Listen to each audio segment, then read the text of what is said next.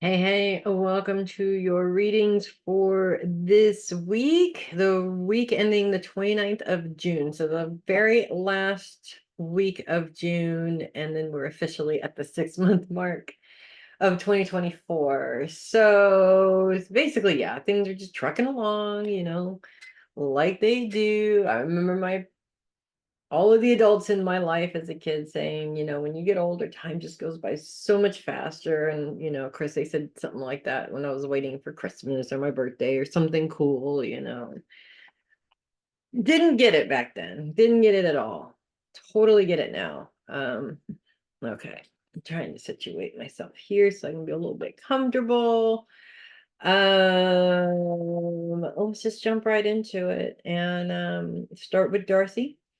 We continue to have Mars in Taurus this week. Of course, Uranus is also in Taurus this week.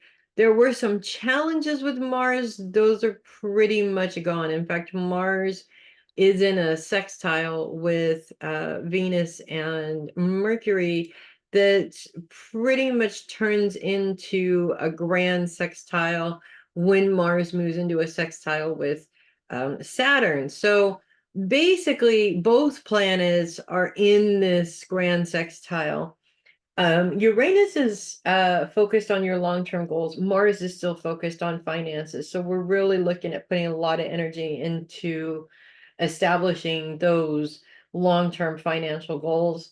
And both planets working with the sun and Venus and Mercury, which are all focused on career, where the money's coming from, obviously. And then also with Saturn and Neptune, which are focused on your day-to-day schedule and building the right relationships, the relationships that are really going to cement and help you with these particular goals. So this is a lot going on. I mean, 1, 2, 3, 4, 5, 6, 7 out of 9 planets all kind of working together. And actually, we're going to throw a 10th one in there because the moon also moves into conjunction with Neptune and Saturn this week. So it's going to amplify this grand sextile a little bit in a very good way, I have to say. There may be a little bit of challenges with it. Let's just go ahead and take a look, see here. Nothing there, nothing there. No, we're not amplifying this challenge in a bad way. We're amplifying this challenge in a good way. The moon's all about security anyways. So in terms of especially the moon's placement in this grand sextile on on Thursday, what this is to me, the moon's right on the cusp of your day-to-day schedule, what kind of energy you're putting into this every day, and the relationships that you're building towards this particular goal. So I kind of tend to look at this as it's really the energy that you're putting into it. We can put all of our energy into getting 5 jobs to deal with this. And what's going to happen is that we're going to burn out really quick and we're not going to be able to achieve that goal. But the moon is like, put your time and your energy into building the right relationships around this goal. So what that means to me is making sure that you have a good tax person or a good bookkeeper or a good investor or somebody that is a professional around this particular issue. When you work with a professional, you wind up, of course, it's going to cost you, but you put less energy into finding the best avenues because you have somebody that is dedicated to finding those avenues for you. Number one. Number two, I'm so sorry. I'm so sorry. It's been a hell of a couple of weeks.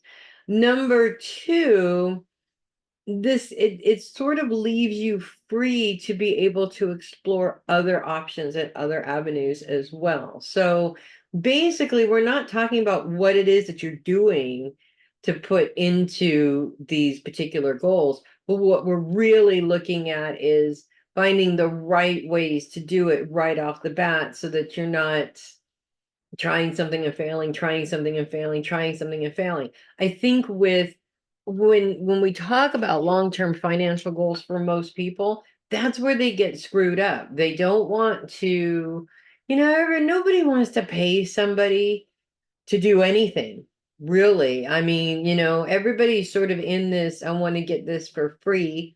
Oh my God.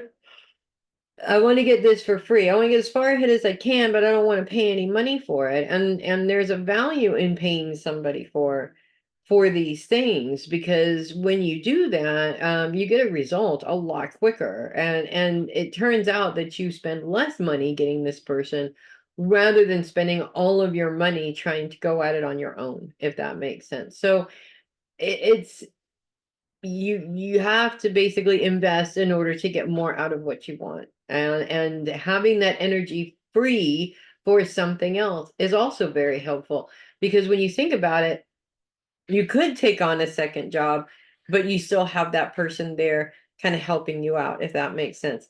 The other thing is, I really see your boyfriend playing a part in this as well. And I'm not sure if it's because really it's his money that you're working with more so than yours, or if he's the one that has the hookups and knows the people that you can go to, if that makes sense. So it's I don't really see you as a person who doesn't want to spend the money. That's not really where I'm going with that. But there's also this sort of old school mentality that we tend to have where, we try and get as far ahead with paying as little as possible. And I just think that you might want to reconsider that this week. So I feel also,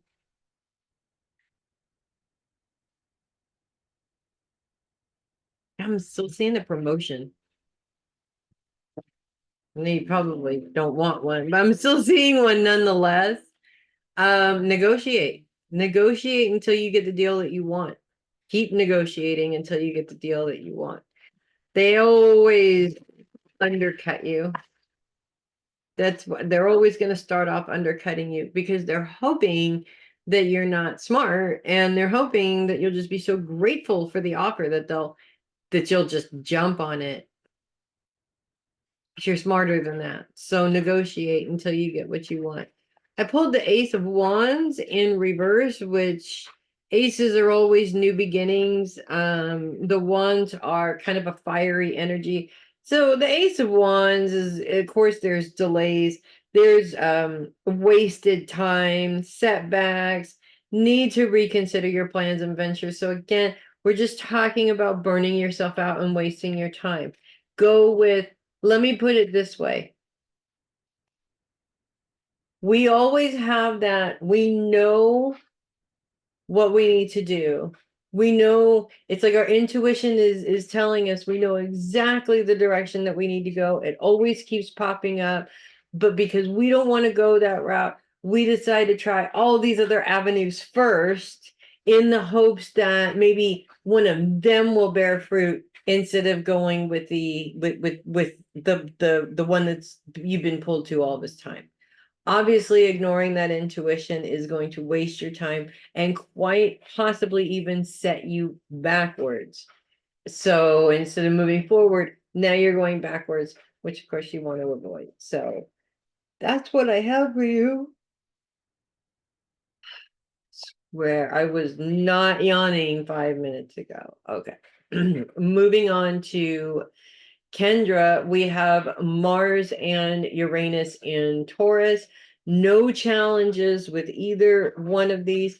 As a matter of fact, they're moving closer and closer into conjunction with each other. Not quite there yet, but they're close enough to where they're still working together, in terms of both planets being in a grand sextile with Saturn, in some cases Neptune throughout the week, which are focused on your day-to-day schedule and your relationships.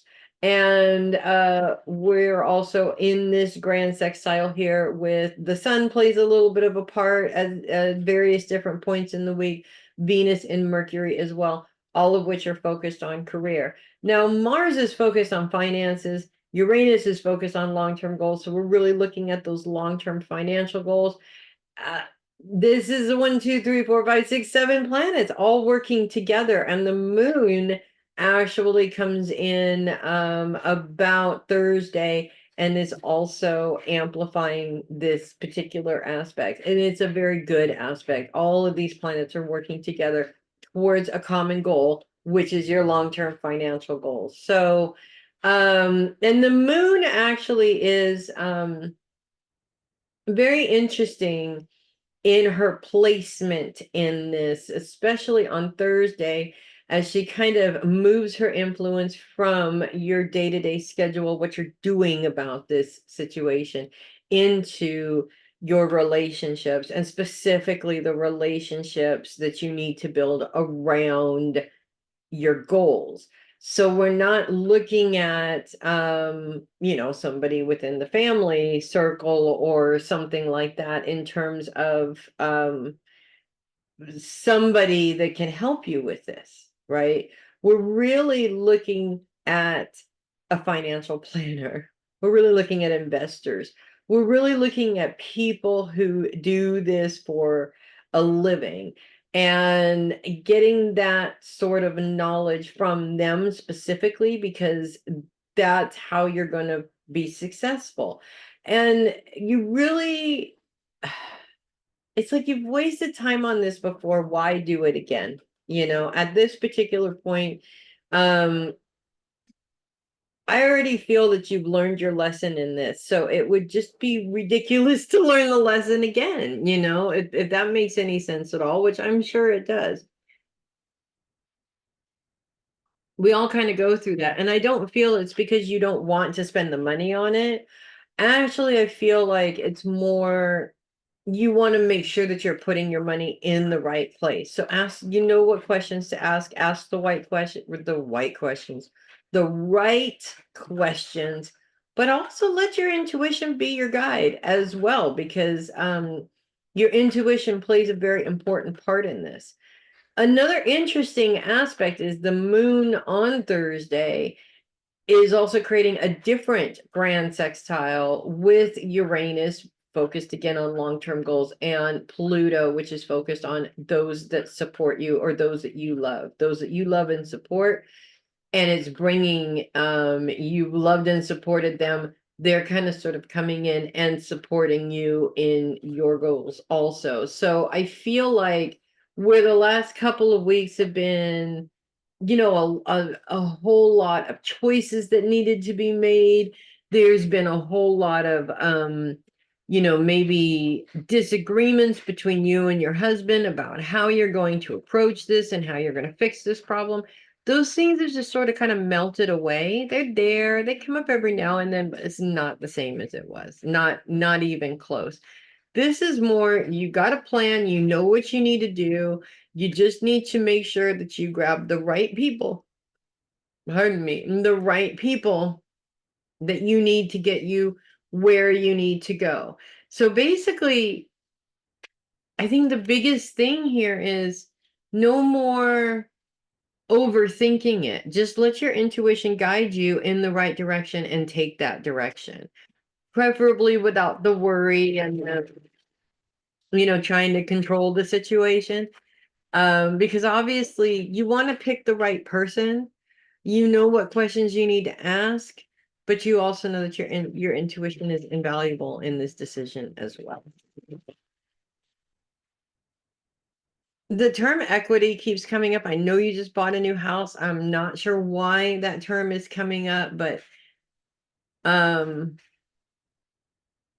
I'm just gonna go with put that under your hat. I'm not sure why, but it'll present itself. We'll put it that way. One more shuffle here. I mean, things are really looking good astrologically, which is really nice, because there have been a lot of challenges with the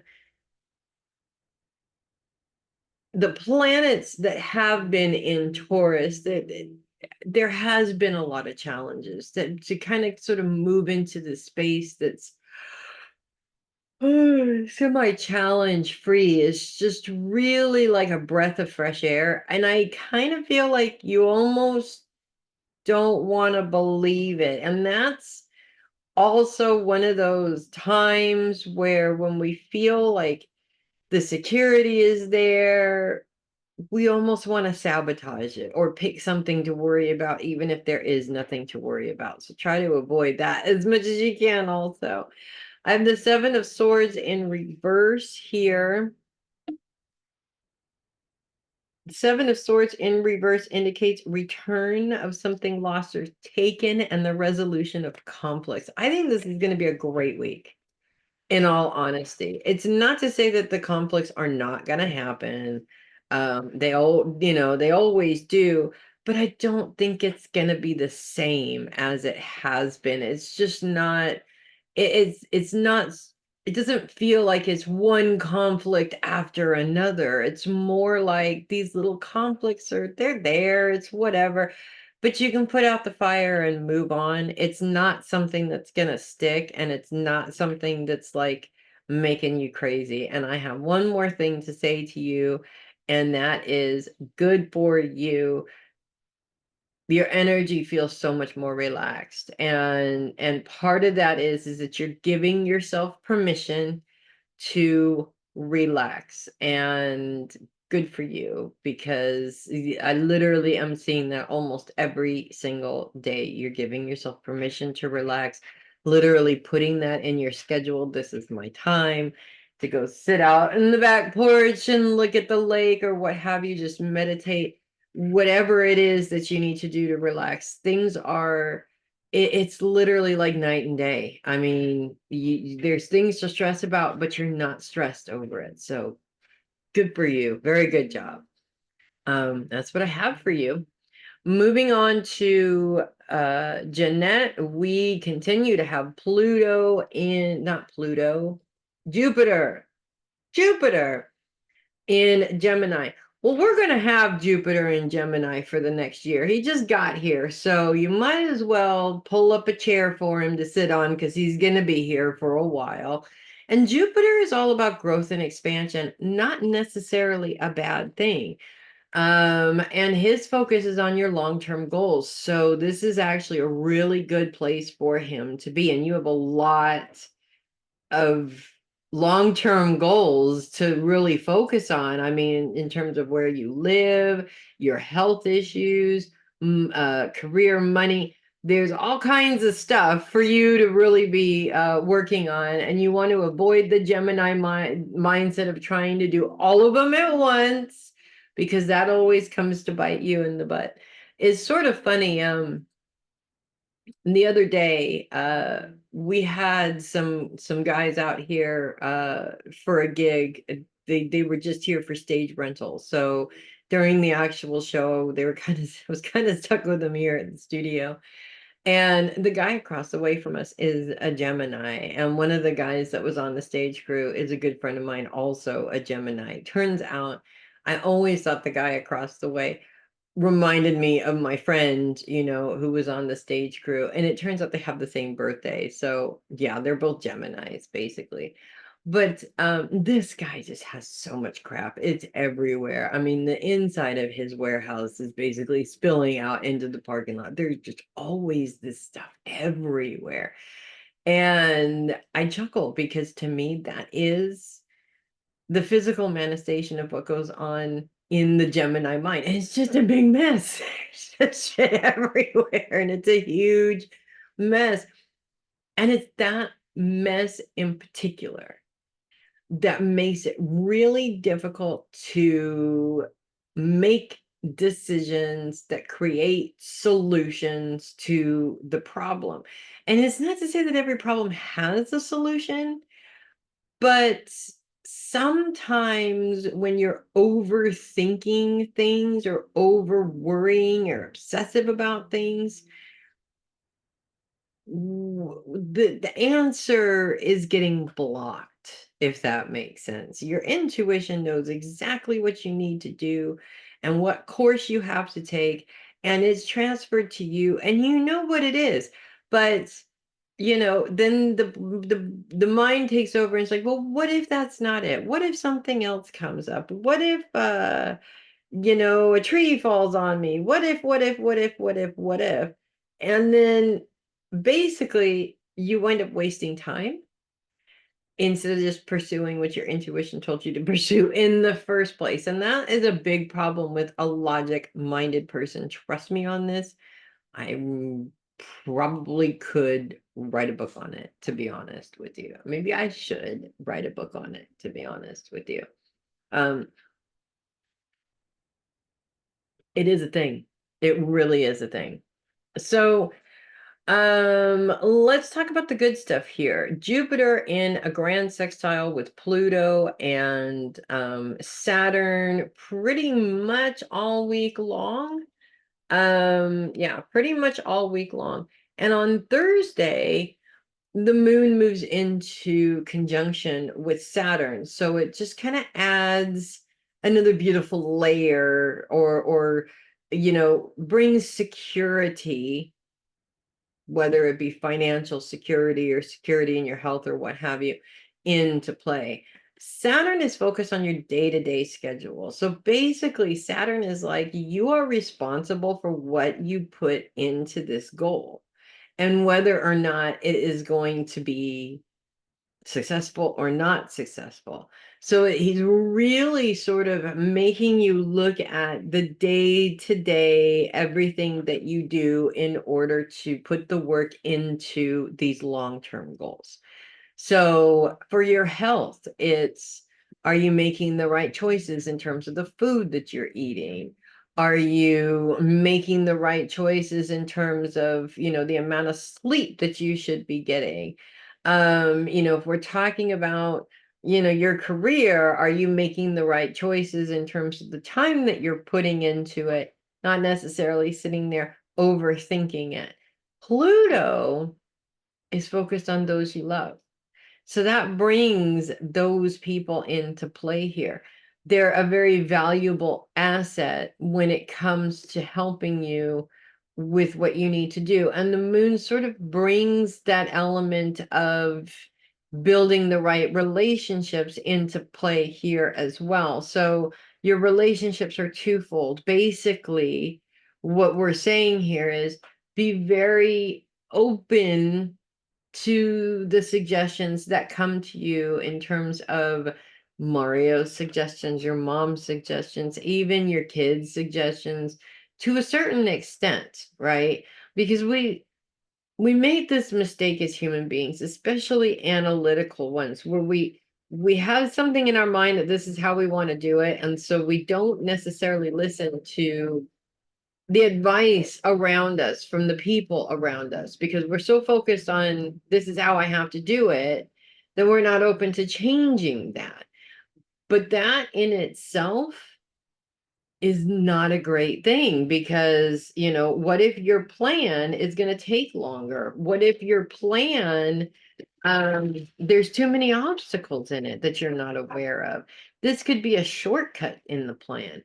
It also could be they may be suggesting something that you're not even thinking about. So you definitely want to keep your options open for that. If they suggest something that's just ludicrous and it's not going to work, well then, just smile and nod and say thank you and move on.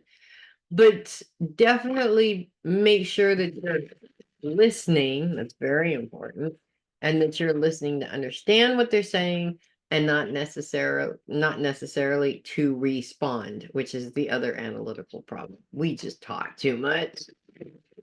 It happens. Okay, one more shuffle here.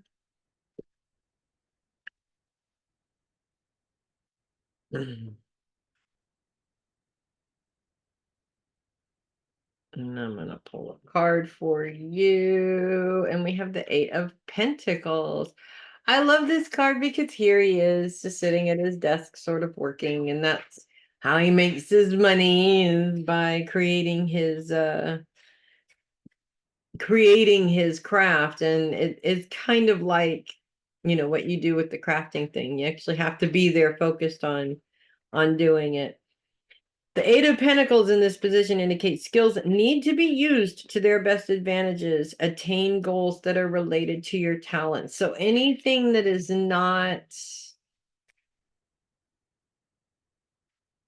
obviously, if you have to go to school for 8 years, it's not something that you should pursue right now.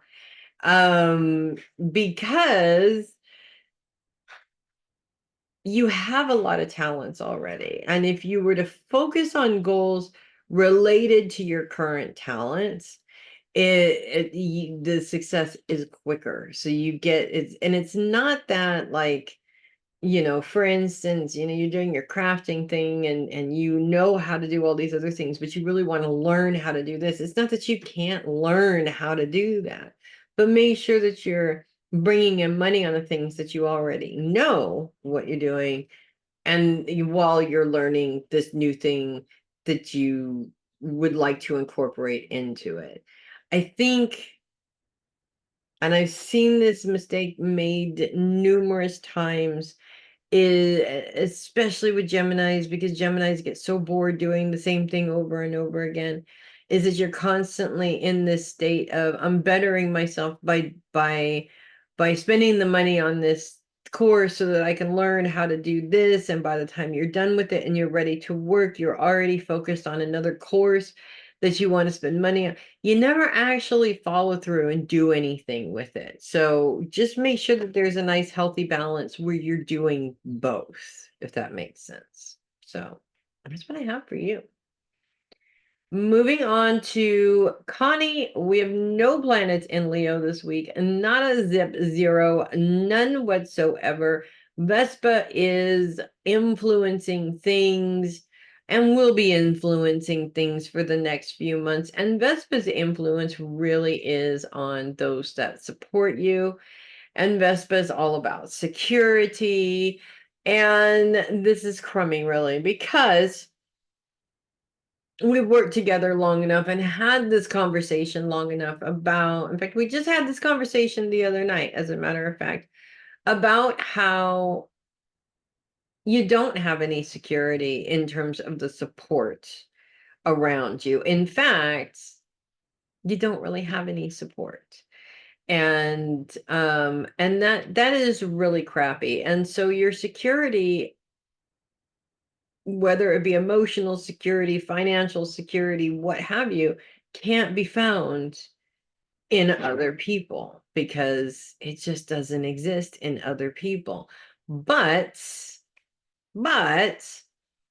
there's also looking at it from a different perspective to a certain extent. For instance, I would look at your security from other people being, say, with the company that you work for. They're your support system. That's what they're there for. That's what they get paid to do. And it's not just in terms of the appointments that they set and create and make for you, but also to be there and help out when there's when you run into a problem, or when there's a burning question that you just can't answer for yourself, different things like that. Now, I know there have been issues in the past, and it's possible that Vespa's coming in at this time, when it's coming in and how it's coming in, is sort of implying that that may change a little bit. That maybe, just maybe, they might be getting their shit together, and realizing that if they don't support their team, they're not going to get very far as a company. We can hope, right? We can always, always, always hope. But also, you did say that you're getting really busy, and you've got a lot of appointments. That's creating your own security. One of the things that really screws me up over and over and over again, and how I fall off the manifestation bandwagon, is that I focus all of my energy on what I don't have. So let's say, for instance, I do have a husband to support me. What I don't have is a husband who's financially responsible. Okay. And I spend a lot of time focused on the fact that he can't do that for me, instead of all of the other ways that he can be supportive. Now, I know what you're going to say, because I know it's in your head, but you have one. That's the point. And I do get that. I do 100% get that. But I also can see the downside for me in having one, because had I been in your shoes, I would have fulfilled that for myself without looking for it somewhere else. And that's what I'm trying to say here, is that everything that's going on right now, currently, you've got this huge problem with the house and everything. That security and your support system could also be the insurance company, that they're there to help with this.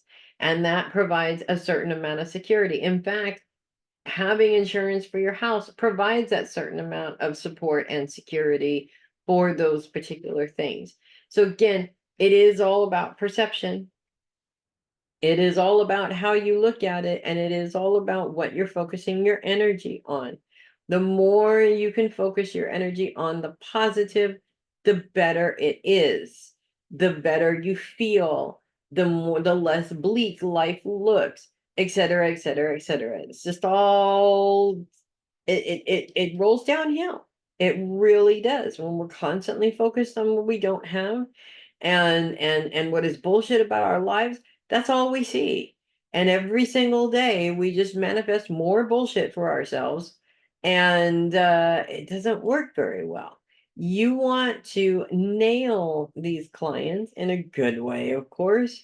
You want to nail them. You want to make money. You want to make sure that you have, that you're building that financial security specifically for yourself.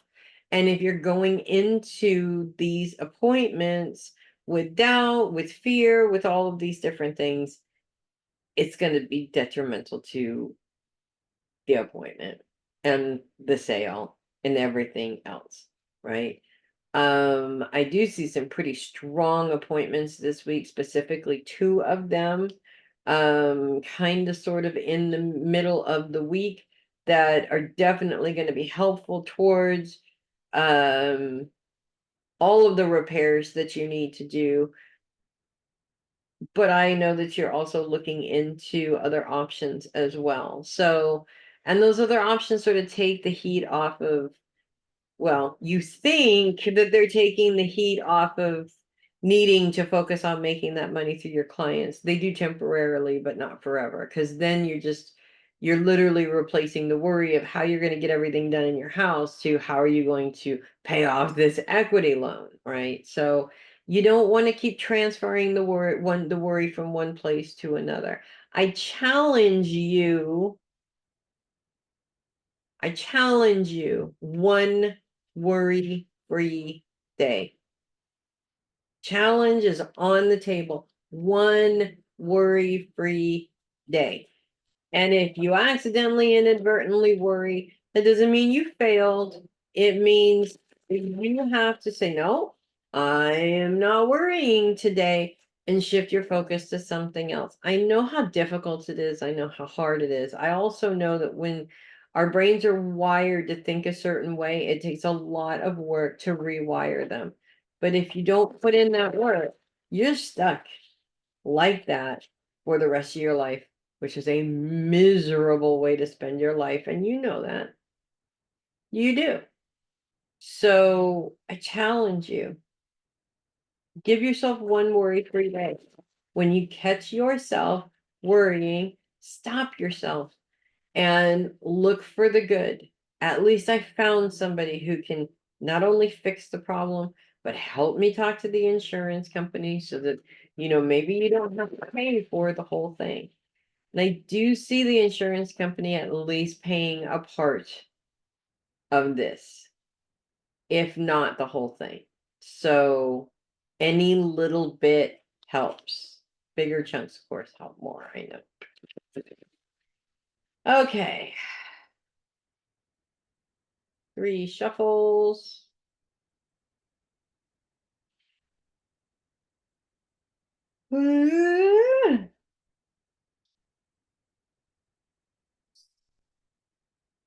The moon.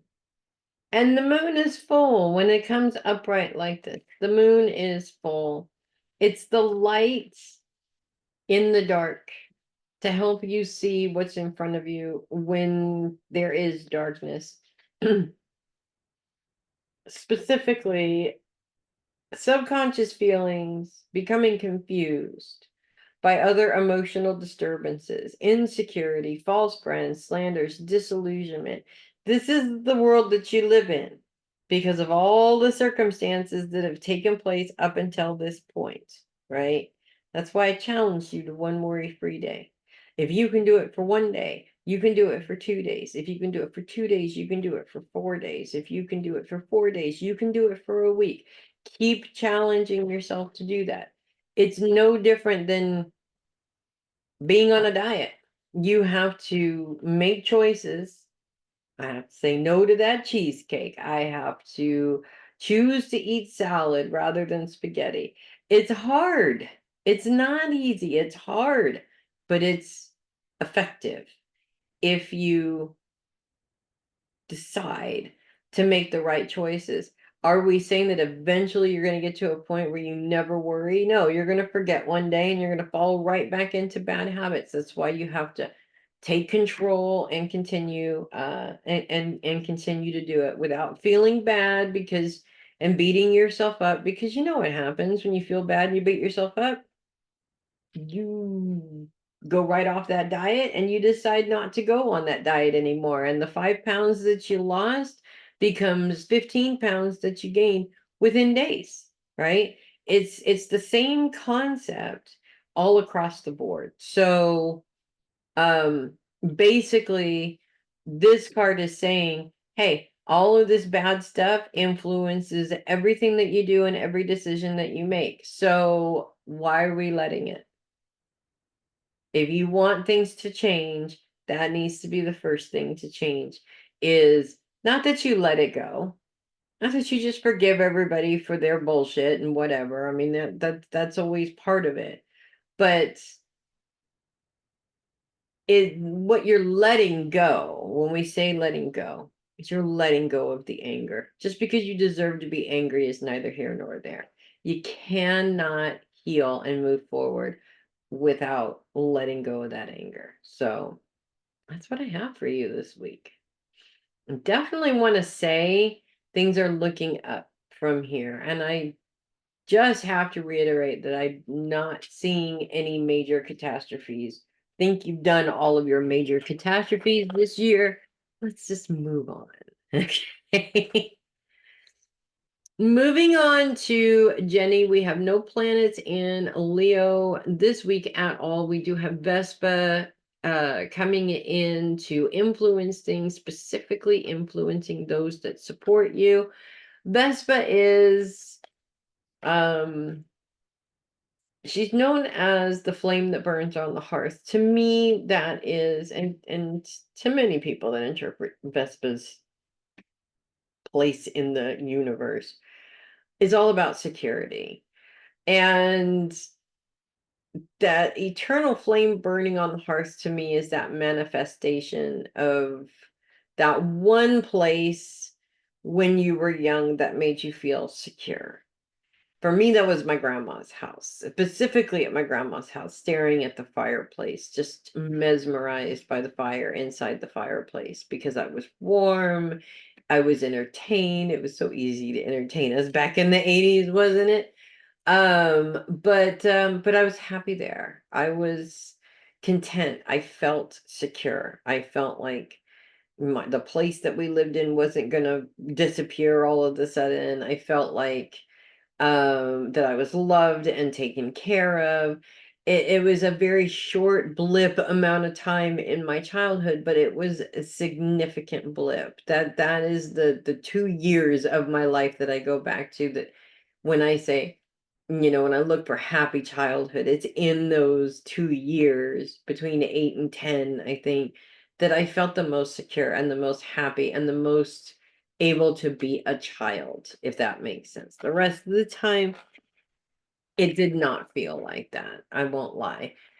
So, and I felt supported, and that's really important, because a lot of times when we're going through something very, very, very difficult, it feels like we're not being supported. And when you go through a lot of trauma in your life, that interprets to, well, that's because you don't deserve to be supported, because, let's face it, you were a bad egg, and you were convinced that you were a bad egg, and there's nothing that can be said to convince you otherwise. So I feel like this week and Vespa's influence in Leo in terms of your support system is really going to be pronounced to a point where you're really going to see the support that you have. And in times where it seems like you're alone and you have no support, the support comes in the unlikeliest place, if that makes sense. And I keep seeing your kids. It's like kids are the support system that you need, when it's really, really bizarre, because they shouldn't be supporting you. It's the other way around. But you know what? We can't deny them the joy of being able to do that either. And sometimes they do it in ways that we really weren't prepared for, if that makes sense. So it's the surprise makes it an even bigger gift. Um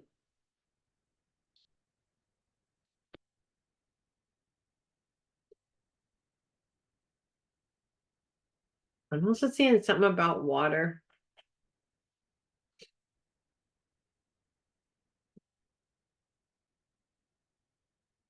I know you need to drink more water,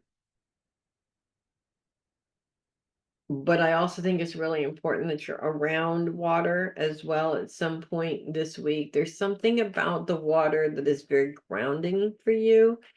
And I do kind of get this sense of one thing on top of another. And it's not necessarily just this week either. I kind of feel that that's been the last few weeks. So you got your daughter through. She's graduated. That's awesome. That's not the end of it.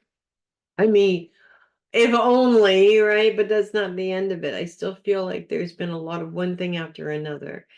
And in that one thing after another, it feels like it's all on you, and you're not, there's nobody there to help you. But I also feel like it's that feeling that's sort of blinding you from the ones that are there. And in terms of the girls supporting you, it's in the little things, the really little things, like you know, for example, them having dinner ready, and it may not be the greatest dinner in the world, bowl of cereal and toast, but they still did that for you, rather than waiting for you to come home, or even them taking care of themselves. So you don't have, there's something that you don't have to do. It is in the little things. And the more we focus on those little positives, the less drained and heavy we feel, because it feels like every little thing is on our shoulders, if that makes sense. And that's really, really, really a frustrating place to be. And keep coming back to that water.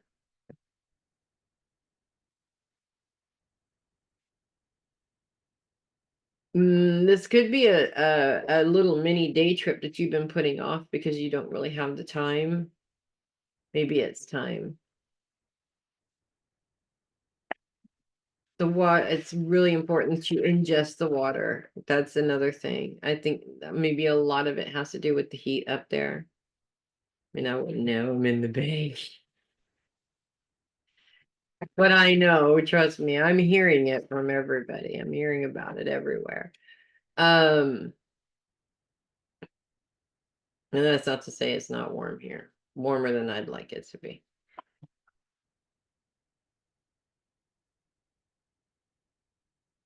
I keep hearing this lady in spirit saying, don't fool yourself. You're not drinking enough water. Okay. So that you're not drinking water, you're not drinking enough water. And that is, I want to say part of that is it has to do with your energy level. It's zapping your energy level because you're not drinking enough of it. But the other thing is that it's sort of mimicking other problems.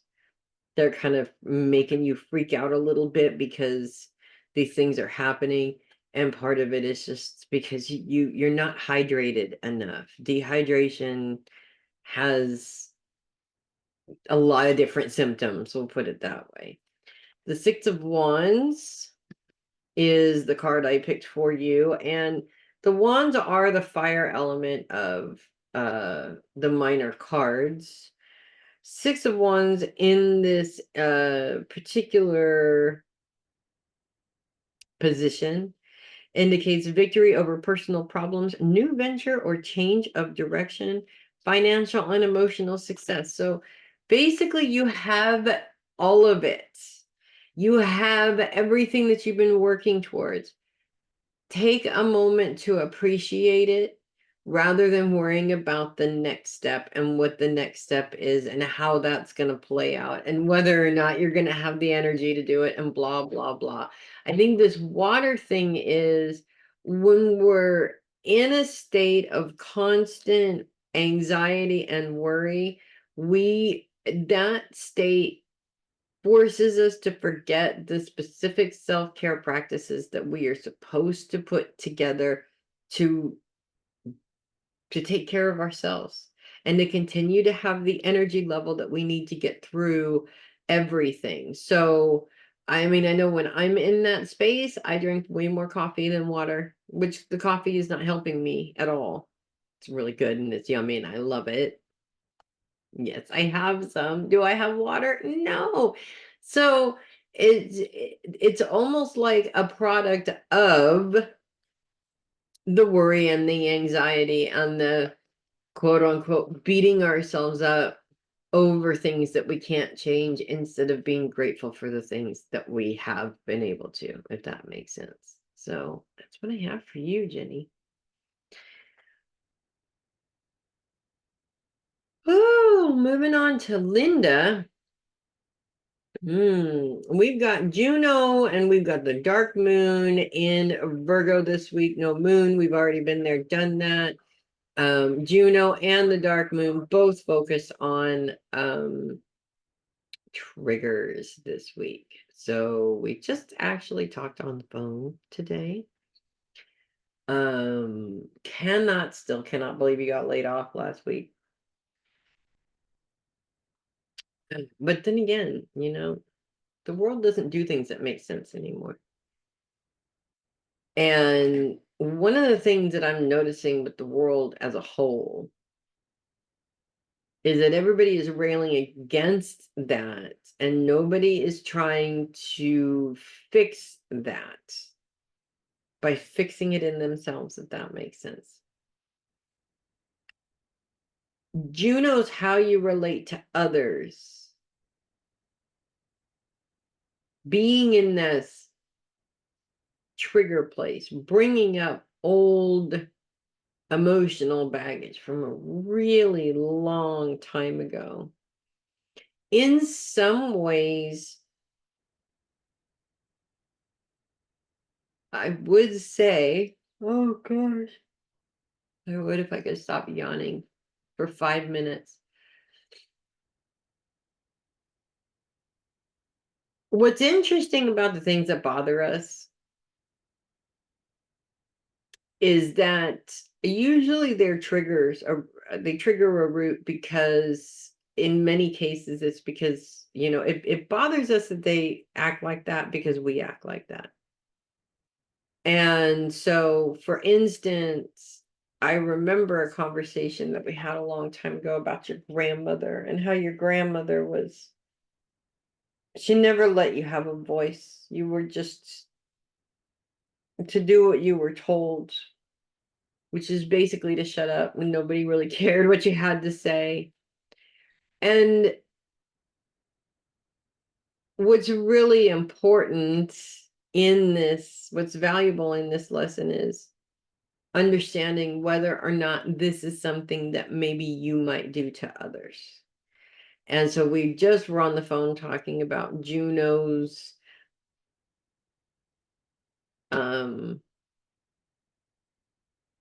purpose in your life right now is to help you be a more relatable person.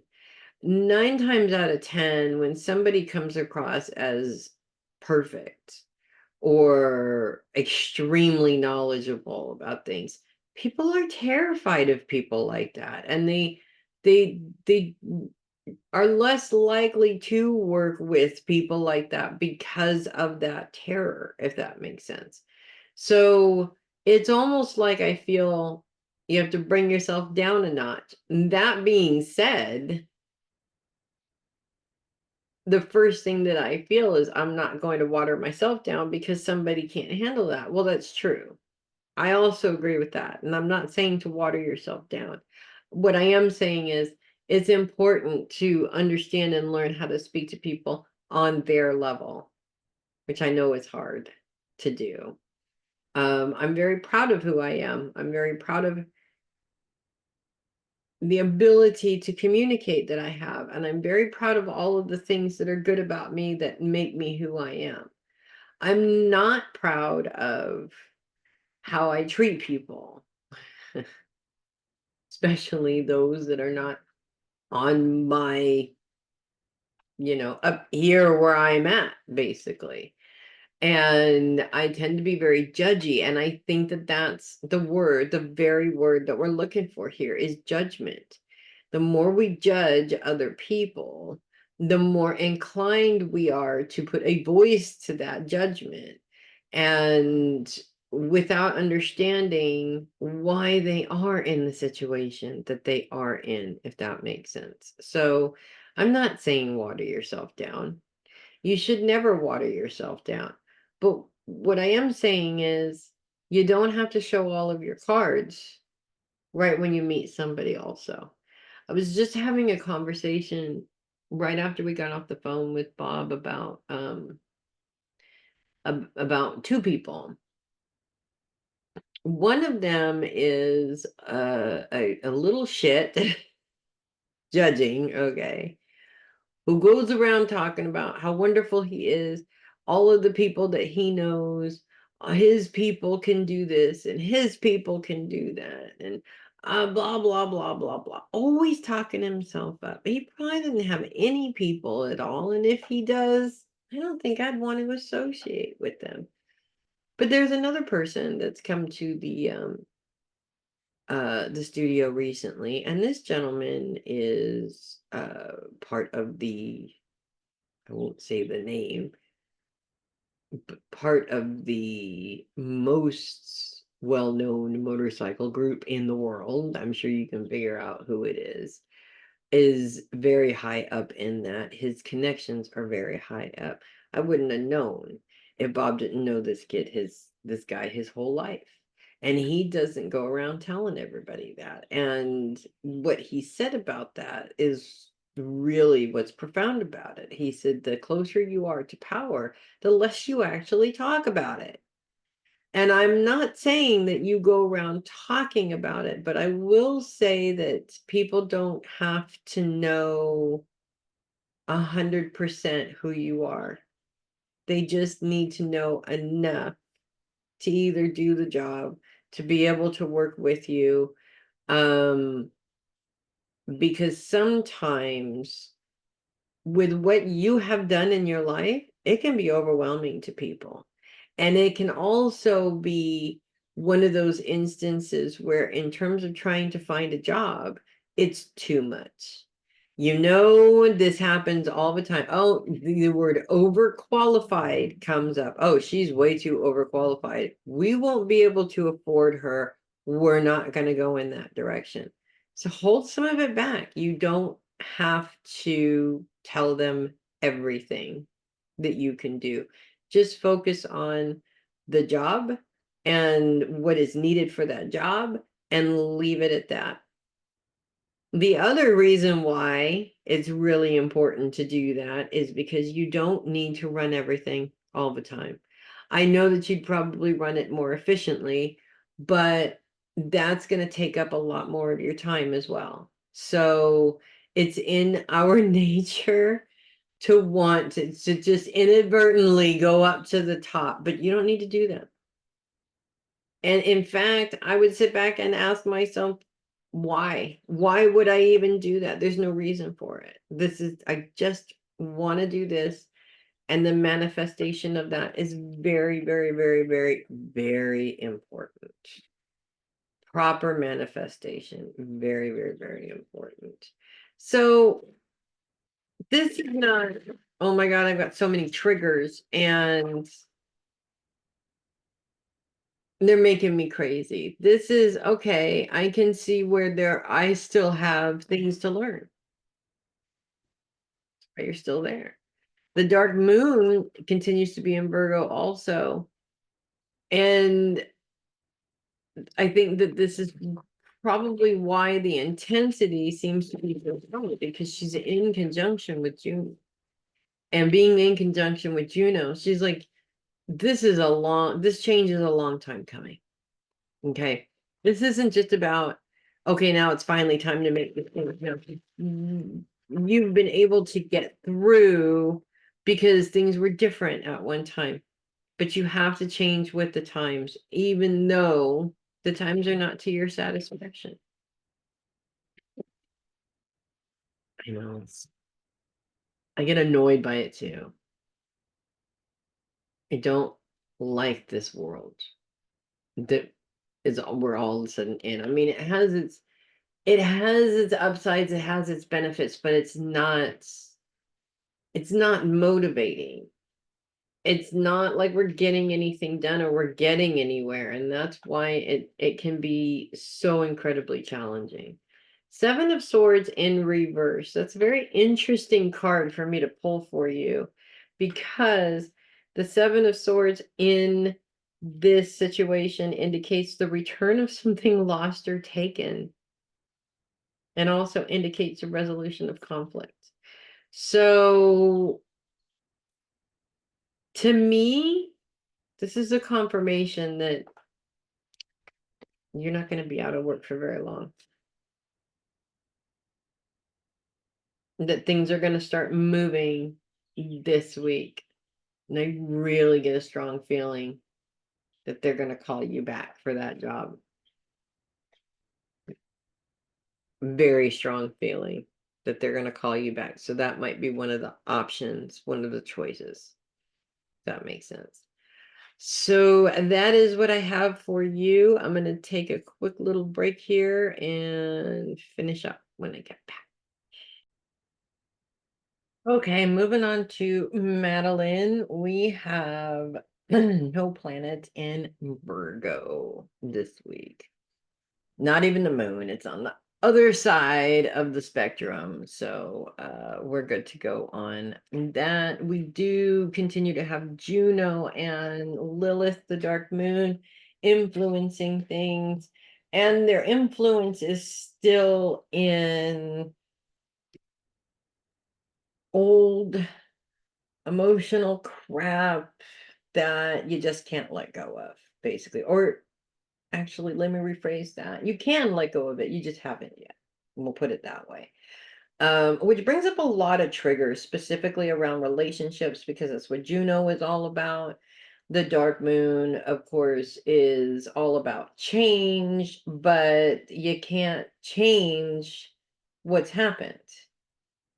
And that can be kind of confusing for a lot of people, especially in terms of releasing this kind of trauma and these kinds of difficulties, because the truth of the matter is that every single person that I have worked with and talked to, and I'm one of them, and other people that we both know are also one of them, everybody goes through this "it's not fair" BS. Everybody goes through this, I can't move on until they apologize or they fix it or they do this or they do that. Well, I'm here to tell you that an apology doesn't even work in terms of moving on. I've had two abusers in my life. Well, more than that, but two main ones, I would say. And in terms of childhood, and one of them came up and apologized. Now, I think he apologized because he saw a picture of your Uncle Dave and I.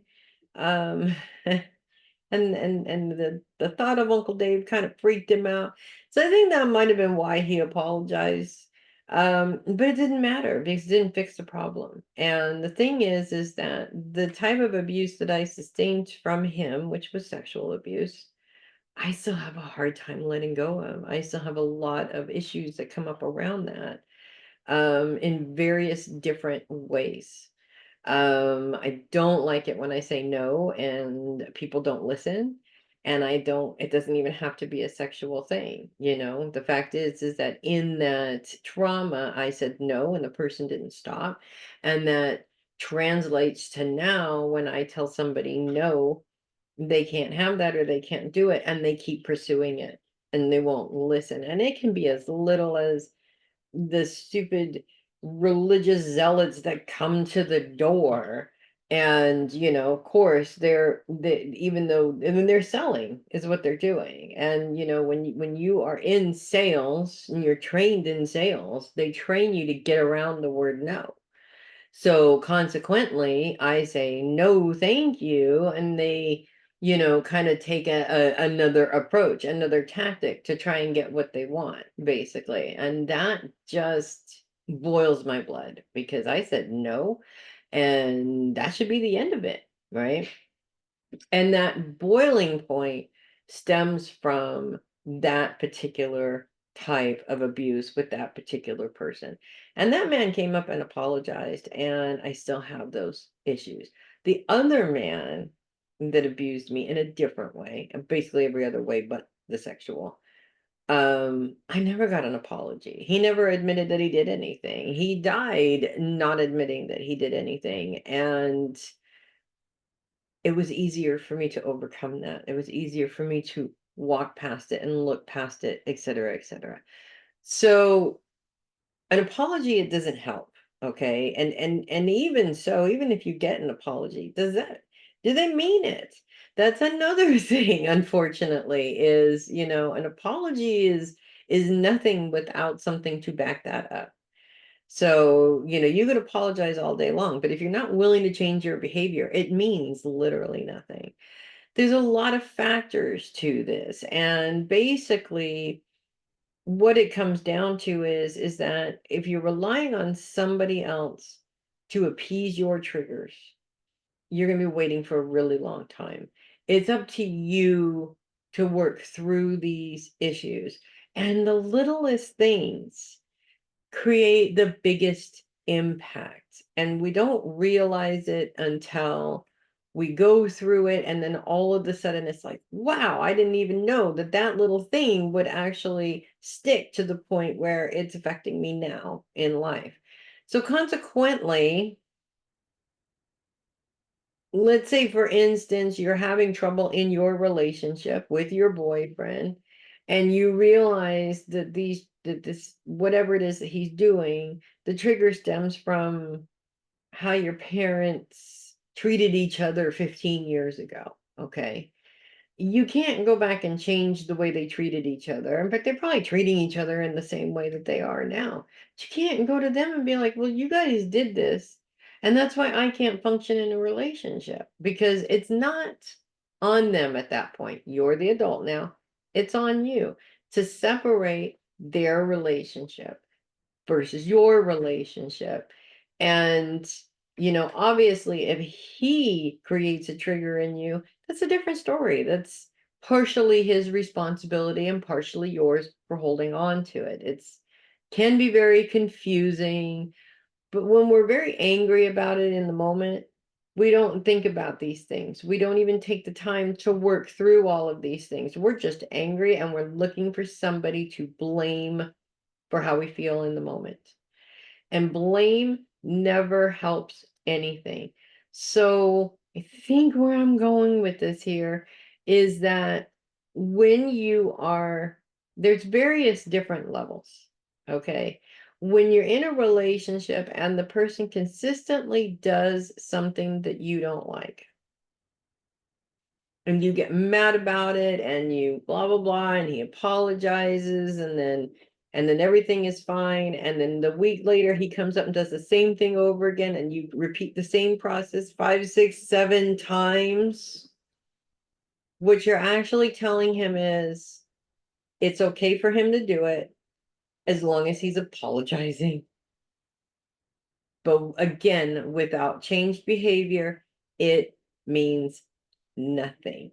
So it's time to change the way that you deal with the situation. Obviously, people get into patterns in a relationship, and there's certain things that you can excuse. And I tend to look at it as, you kind of weigh out the good and the bad in the relationship, because there's always equal amounts of both. When it becomes unequal, as in more bad than good, then it's a problem. Then you have to reevaluate the whole damn relationship. Of course, you have to look at the part that you play in that relationship. That's a big deal, and that's something that a lot of people don't do.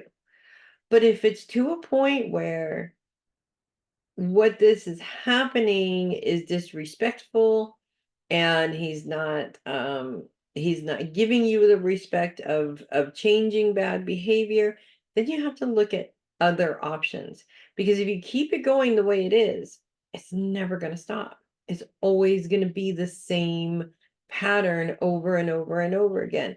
And it may be okay. It may not be like detrimental, like he's, in some cases, disrespect is abuse to a certain extent. So, a good example, well, that's not a good example. Okay, well, let me put it in these terms. A good example of that is Uncle Dave is really good at going out and making money. He works all the time, so he is making money. Okay. When we discuss the responsibilities that need to be taken care of around that money, it's always a constant fight about, you can't tell me, don't tell me how, you're not my mom, don't tell me how to spend my money, right? And it's irresponsible not to pay your bills, right? And I'm not taking the money or controlling the money. I'm just simply saying this is the list of stuff that needs to be paid for. So we continue to be in this pattern, and have been for a couple of years now, where every time we have this conversation, which is literally every month, every 2 weeks, it's constant. So finally, the other day, I finally flat out, and I said, look, I can't do this conversation anymore. It's disrespectful to me. Okay. And I'm sick and tired of being disrespected over a stupid little thing like money. We have responsibilities. The responsibilities need to be taken care of. And if you're going to continue to handle these things irresponsibly, then we don't need to be together anymore. We don't need to be in this situation anymore. If you want to do your thing, you're more than welcome to do your thing, but I'm out of it. You're not dragging me along with you as the victim of you doing your thing. And it's wrong for you to ask me to do that. And when I put it in that context, he understood that it wasn't just that it was making me mad because I couldn't control all the money. He understood that actually what he was doing was hurting me and disrespecting me. And in turn, I asked him, If there is any way that I'm communicating that's disrespectful to you, please let me know so that I can fix that, so that I can change that.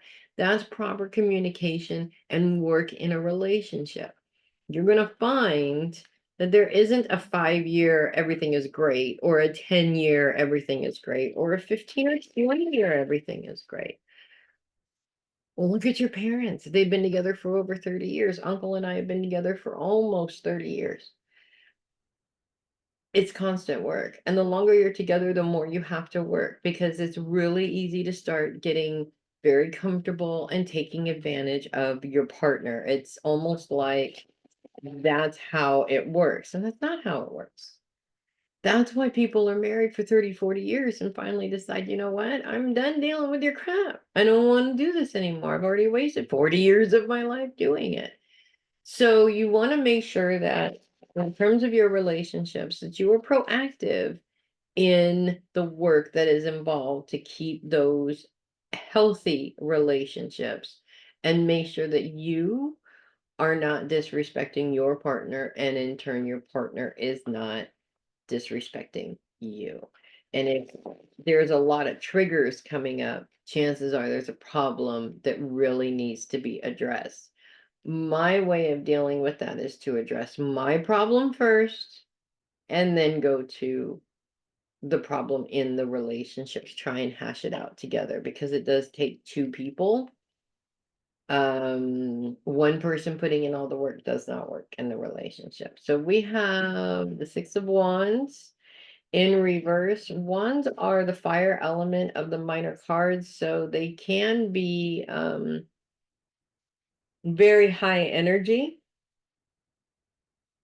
In many cases, they can represent very deep emotional issues. This particular card indicates defeat, loss, and shattered hopes. So I kind of feel like if we're discussing relationships here, there's always those instances where it starts to feel like you've been defeated and you're kind of stuck and it's never going to change. You have to be the promoter of change. Nothing is set in stone. Nothing has to stay the way that it is. It's a constant evolution. If it's not working for you, it is up to you to make it work, to find a way to make it work. And if there is no way to make it work because you're putting the work into it and they're not, then it is up to you to make whatever decision needs to be made in order to continue, in order to not feel like you're in that situation. And I'm not saying that I've never met this guy. Okay. Um, and so I don't really have a whole lot to say about him, because any information that I do have, I mean, Daniel told me he threw up all over you once, and at a party, which sucks. Can't say that I've had the same experience, but I have had to drag Uncle Dave out of the bathroom or the front porch or God knows wherever so many times because he was drunk. So I do sympathize, because I've been in a similar situation. Never heard some things, from your mom in terms of, what she knows and what she said to me. So I'm not making judgments. I'm just saying that in many cases, first of all, girls tend to be more mature than boys. So it takes a while for them to reach their maturity, if they ever do, mind you, because there's something about having a dick and never really finding that maturity level. But also, sometimes a relationship, no matter how much you want it to work, it's just not it. And I think that we convince ourselves that if we can't be successful in a relationship, that we failed, and that's not true. That's absolutely not true, and it's not the last resort. Just think about the other one that you were with when you were in high school. That kid was highly disrespectful, and you put your foot down and you said, no, I'm not dealing with this. And it was one of the most painful things you ever had to do, but it took a lot of strength to do it. And that's what I think a lot of people don't understand, is that it takes more strength to get out of a toxic relationship than it does to stay in one, for sure. Not saying that your relationship is toxic, just saying that there's a difference between somebody going through a hard time versus somebody that is unwilling to change because they don't value you enough to do so. So that's what I have for you, darling. Moving on to Regina. No planets in Scorpio this week. We still have Pallas Athene in retrograde, focused on the mind and how the mind works. Although it's kind of moving to the cusp of the past, which is actually a very great opportunity to understand your mindsets, why you have mindsets in a certain way, and where they come from. Now, we can all identify where they come from. You have an issue with your mom, probably came from there. You've had issues with their family members, probably came from there. And the first thing that we always go to is pointing the finger and saying, well, I'm like this because of them, and there's nothing I can do about that. And you and I both know that that's a whole load of crap, because it's not true. There's all kinds of things that we can do about it. The statute of limitations on what you can blame on your parents, there is a statute of limitations, right? At some point, it's up to you to make choices to change things, period. So, but identifying where it comes from is significant, because when you identify, so let's say, for example, you're not very good at standing up for yourself. And you knew that this came from your childhood. But in that trigger, in that moment, a memory pops up in your head where you were standing there and you were being accused of something, and you were trying to defend yourself, and your mother's like, shut up, I don't want to hear it. Right? And that one instance is what created that root of I can't stand up for myself. And when you identify that she did that, whether she meant to do it or not, you can separate from it the now versus then. Then I was a child and I didn't have a right to talk back. Now I'm an adult, and when somebody disrespects me, I have the right to say, you are not allowed to disrespect me. And when this happens at work, we translate mom saying, no, you don't have a right to speak up for yourself. And we put mom in the place of the company. The company doesn't want me to stand up for myself.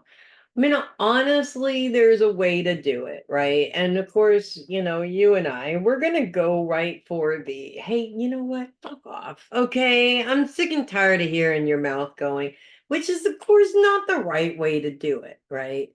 So it's good actually to have an experience like this.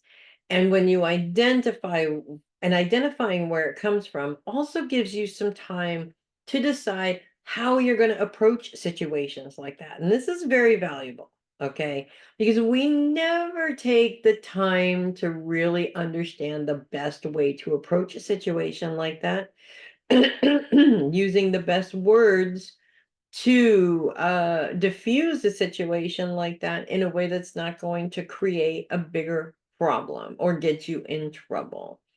So obviously, you're standing there, you have a client in front of you, they're rah, rah, rah, rah, rah, yelling at you because you're stupid and you don't do your job. And instead of saying, you know what, get the fuck out of my store if you don't like the 25 cents that I'm charging, you can say something else. You can come up with something specific to say about that specific thing. So for me, it's It's all very situational in terms of, so let's say, for instance, for me, when somebody comes to the studio and they don't like the fact that we charge $140 for you to sit in here for 4 hours with a full PA and everything and have your rehearsal in comfort, right? It's kind of ridiculous. We should be charging way more, but we want to support the music.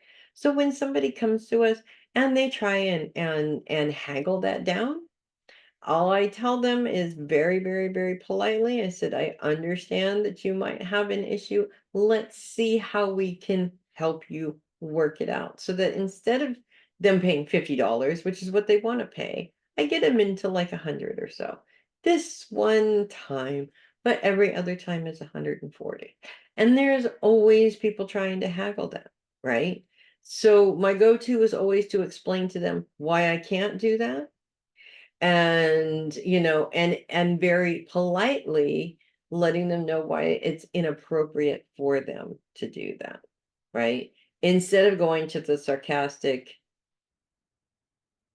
evil way of doing things, because that just causes fights and then we wind up having to give them what they want in order to keep the client. Of course, to be honest with you, I'm done with those clients, but that's besides the point. And I do have quite a few, actually. One in particular, that this guy never pays on time, and I'm constantly having to hunt him down, constantly having to hunt him down for money. And he's constantly having to, oh, well, I mean, I have to wait and pay for the rehearsal after the show. And I put my foot down to him very politely, and I said, okay, listen, every single time you make me do that, you're stressing me out. You're putting stress on the business. You're putting stress on everybody around you, around us. I said, so I understand that you have had a lot of people screwing you over in your life. And I just cannot wrap my head around the fact that you would be one of those people doing that to us. And he said, well, of course I would never do that to you guys. I know how that feels. And I said, I know. That's why I have a hard time wrapping my head around it. I know for a fact that he does it to everybody. Okay. And that everything that was done to him, he just mimics it and gives it to everybody. But by me saying it in that way, I not only called him out on it, but I also made it so that I wasn't calling him out on it. I was simply stating that I know he's not like that, which allows him to know that I know that he's like that, number one. And number two, that now he has to be a little bit more, he either needs to do a better job in trying to screw us over, or he needs to just do what we asked him to do in the first damn place. I'm not going to go to, you can't utilize the space anymore until that's my last ditch effort. My anger, on the other hand, is like, fuck you, buddy, get out. I don't want to deal with you anymore. And I probably would have a long time ago, but he is a something.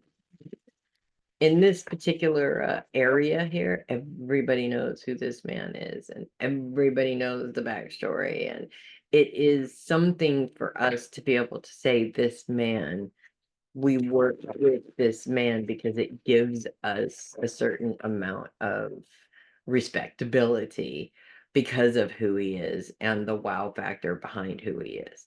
So we're that's the main reason why I haven't just told him to kick rocks. If he was anybody else, he'd be out of here by now, to be honest with you.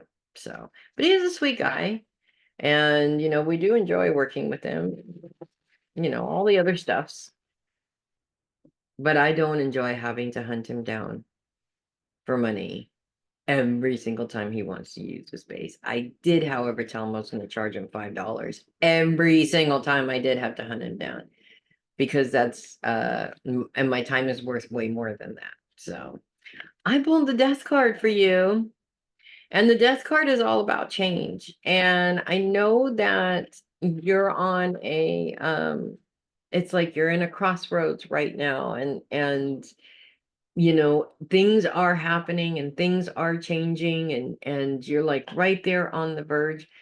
And the thing is that being in that place is terrifying. Okay. Because you don't know what's going to happen. At least if things stay the same, you know what that looks like, and you've learned how to deal with that. But when you change things, you don't know what that looks like, and you don't know how to deal with that. And that creates a lot of stress and a lot of fear. And it's very easy for you to make the decision to race right back into your comfort zone because it's just safer there. But we can't evolve without change. And being a fixed sign like Scorpio, fixed signs run from change to begin with. Okay, because they hate change. They like things to be the same, but you know you can't keep things the same either because that's just not working, right? So bottom line here is that it's okay to be afraid. It's absolutely okay for you to be terrified as long as you progress and move forward through the change because you deserve it. This is not a bad change. This is a good change. This is an evolution for you. This is you getting where you want to be instead of being stuck in this hellhole that you don't want to be in. And that always looks wonderful until it's placed on a platter in front of you. And then you're like, what do I do with it? Right. So bravery. It's all about bravery.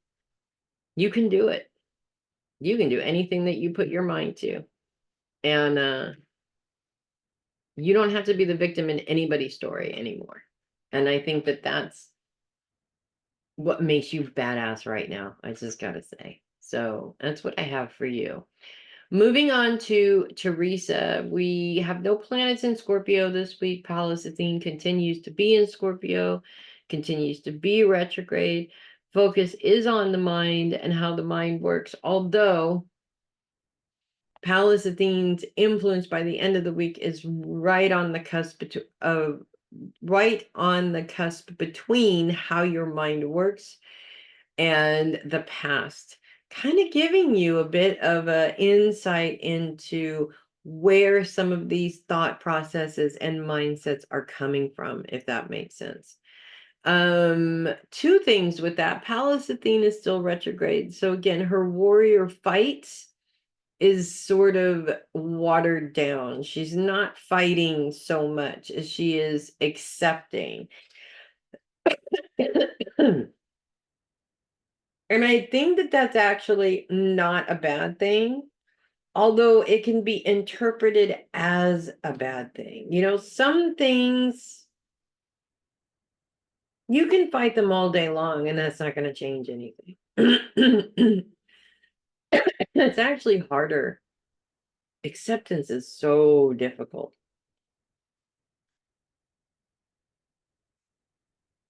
Accepting what you can't change is so difficult. Like in the situation with your husband, for example, and the cigarettes and the anger that comes out of that is so overwhelming. And everything inside of you is like, I've got to fight him and fight him and fight him and fight him and fight him and fight him. And so that eventually, maybe if I fight him enough, he'll see what he's doing. First of all, that's an addiction that's really, really hard to break, really hard to break. And anybody that's never smoked and had that addiction has no clue just how hard that is to break. It is mind over matter to a certain extent, but the physical ramifications of that addiction are just a lot. Okay. I mean, just a lot. Number one. Number two, the more you fight against it, the more that makes the person want to do it more because they don't want to be told what to do. I've been having the same problem with my husband for years now, not over cigarettes, but over other things. And and I know that what I'm saying has value. I know what I'm saying makes sense. But the way that I am delivering the message is not getting to him because as soon as I deliver it, his defenses are up and he's listening to respond and he's not listening to understand.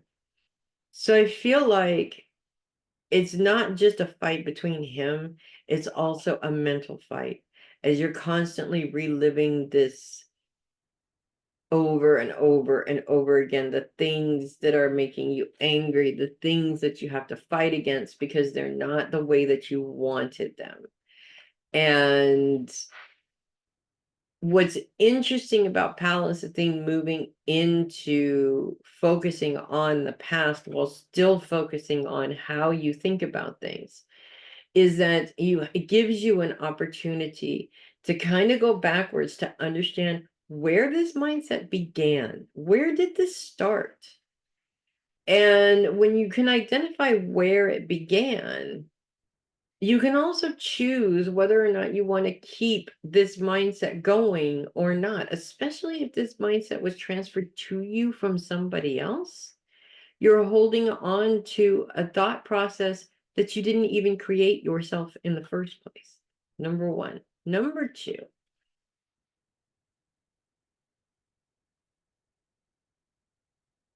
I keep feeling a mixture of anger and exhaustion.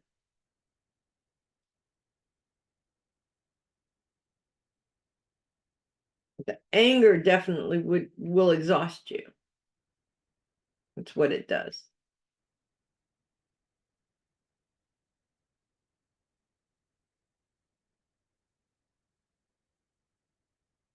But I almost don't feel like you're quite recovered yet. If that makes sense.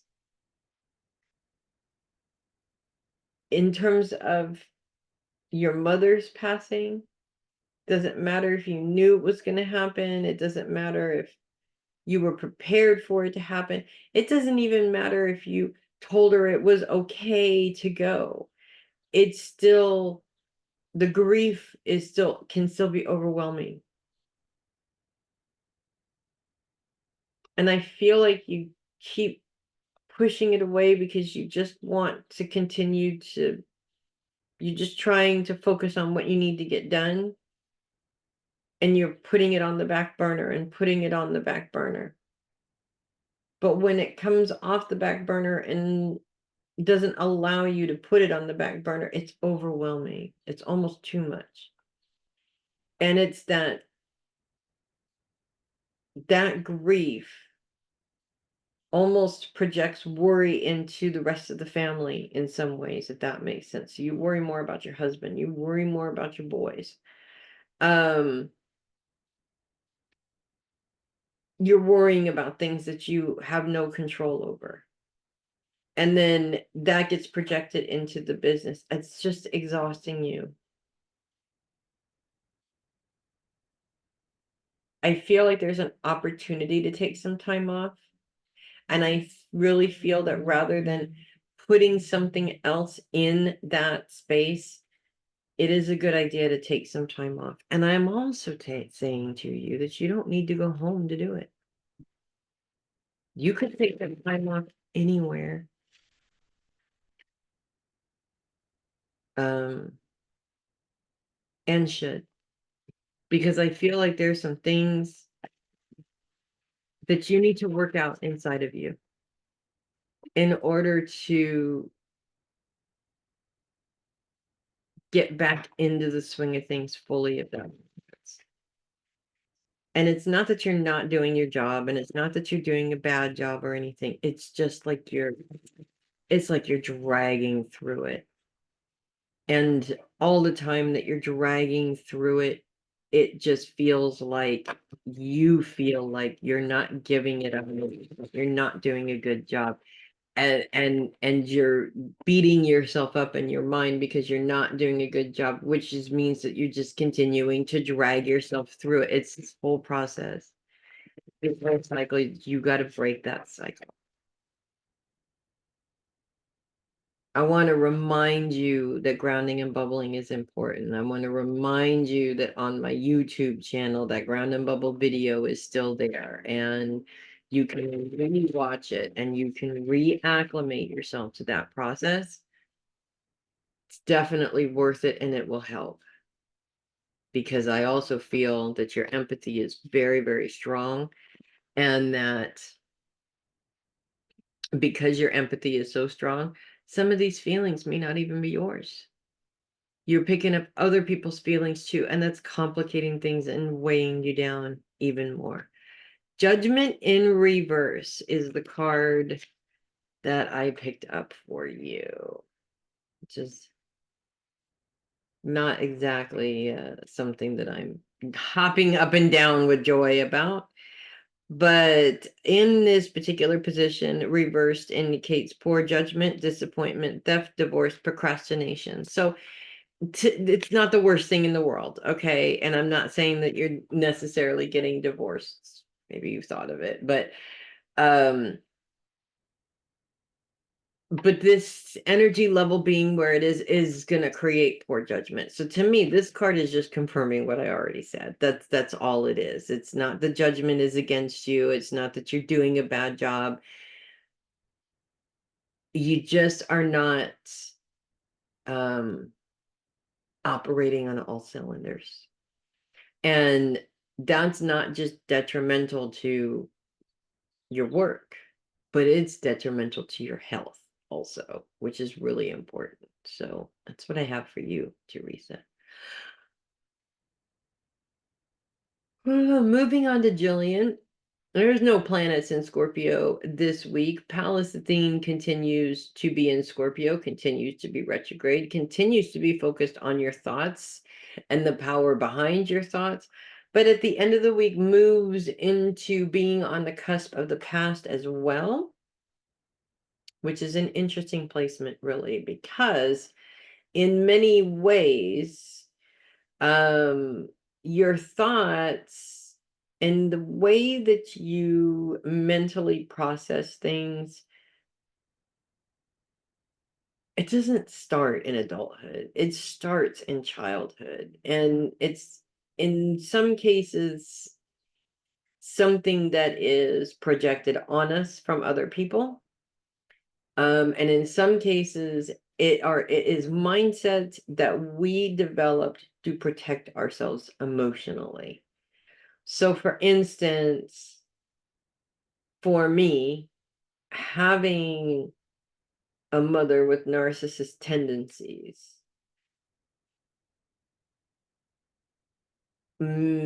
sort of forced me to overprotect myself to ensure that I kept those types of people away from me, if that makes sense. Now, it doesn't work because they're everywhere.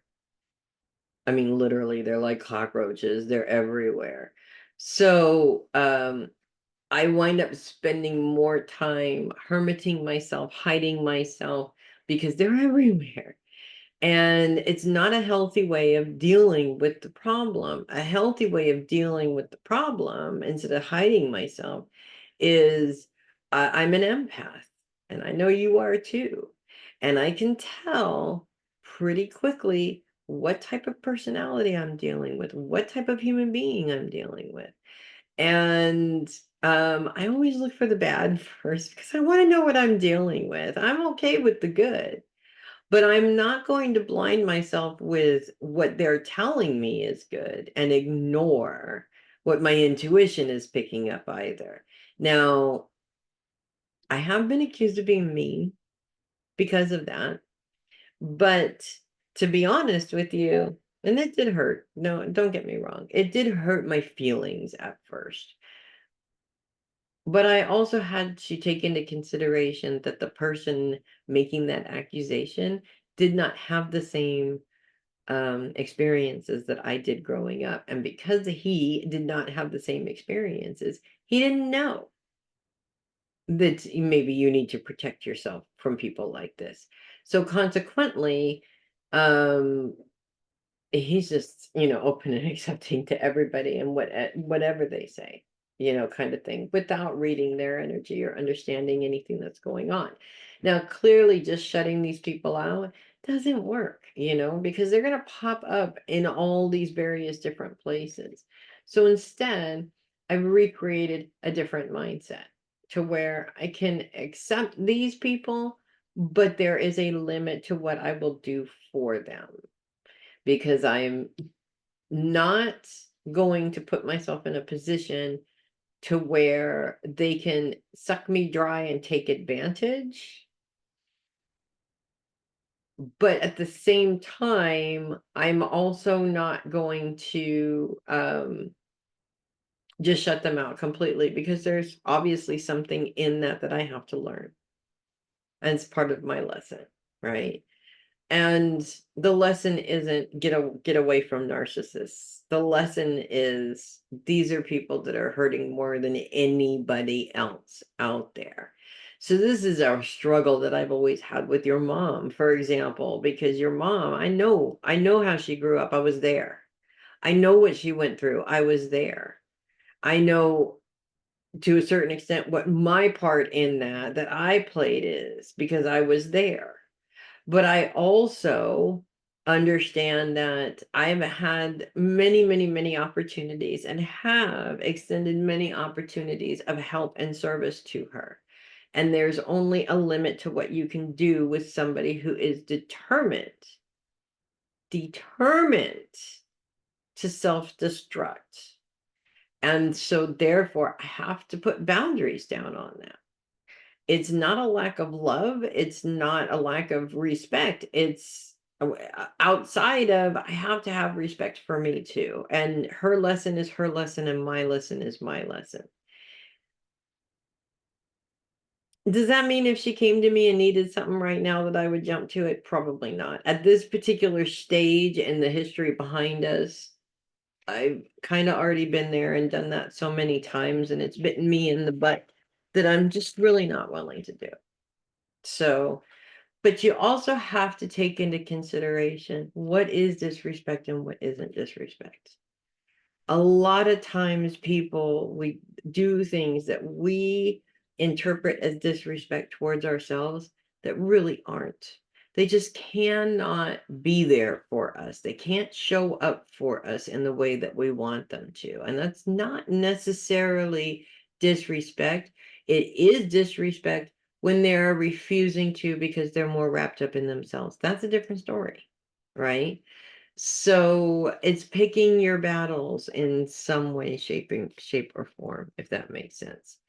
Bottom line here is that Palestine is putting you in a position to understand where your mindset comes from, where you developed it, but also reminding you that pointing the finger of blame at these people for doing this to you isn't going to help you. All it does is provide you with an excuse to be lazy and not fix the problem for yourself. And that's true for everybody. I'm not just putting that all on you. That's true for everybody. We're all in that same boat. It's not a fun boat. Nobody wants to be in that boat. We're still in it until we choose not to be in it anymore. And it's a big choice. I'm not gonna lie. It is a very big choice.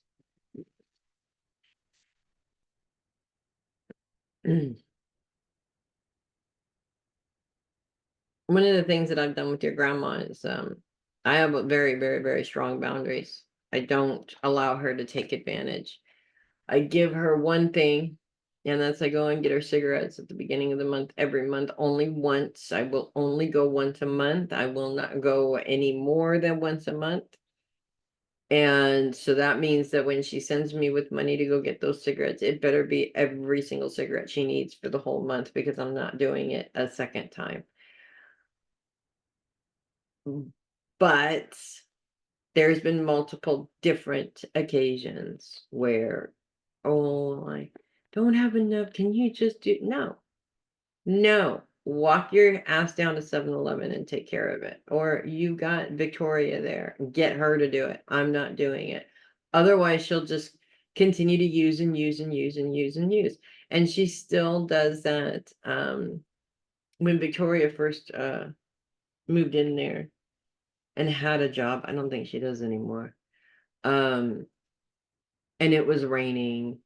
And Victoria had her foot surgery or whatever. And, instead of Victoria coming to me and asking me, would you mind taking me to work because it's raining?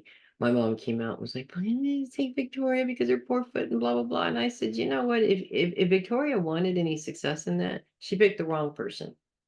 because no, I said, there's only one thing I'm going to do for you, and that is to go get your cigarettes. So no, I did not take Victoria to work that day or any day after. The hangman in reverse. The hangman in reverse is when you got the hanged man upright, you're just kind of sort of sitting in between two decisions and you haven't made one. This position is like you're past that. You're not overthinking it and worrying about it anymore. You know exactly what you need to do. You have a plan. You just need to implement it. You just need to do it. Preferably without waiting on anybody else to deal with their stuff too, which unfortunately just creates more delay and waiting, right? So this is actually a really good place for you right now. You're there, you know what you need to do. It's time to just jump in and get it done, basically. I really feel like things are starting to move for you, and it may not feel like it right now, but it is. And the more you just stick with what you need to do and not get distracted by the bullshit around you, the more successful you are. So that's what I have for you, darling. Moving on to Peg, focus is on the home. There is no planets in Sagittarius.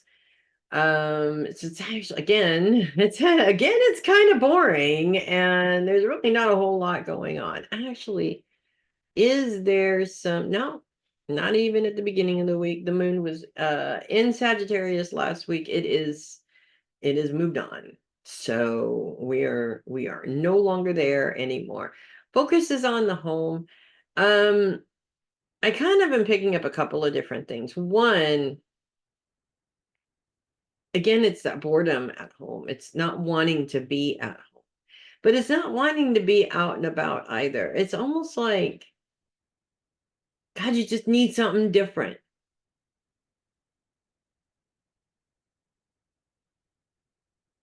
I mean, the sun is shining, it's beautiful outside, things are moving. It's not that you can't move, it's almost like you don't really know which direction you want to move or what you want to do. Um,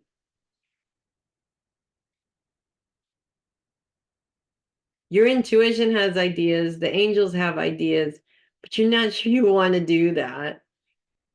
So that's where it's not like you don't have a clue, you kind of have a clue, but you're looking for an alternative clue, I guess.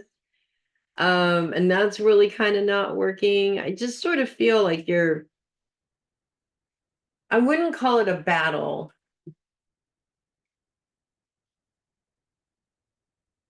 but it is familiar. It feels like a battle. It's a familiar place. You've been here before.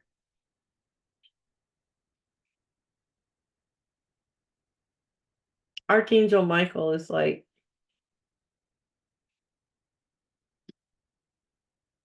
she knows what she needs to do. She just needs to do it. And he's showing me a band-aid getting ripped off because it's an old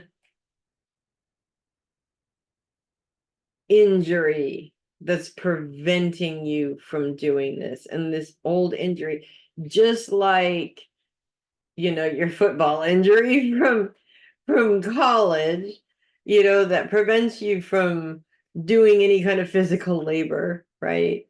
This is an emotional injury that's preventing you from pursuing something in particular, if that makes sense. And it could be something from childhood. It could be something way more recent than that, like sock, for example. But I miss the camaraderie of sock so much, and yet at the same time, there's so many things that I don't do, and I blame it on sock every single time. It's just kind of dumb. I know it's kind of stupid. Um,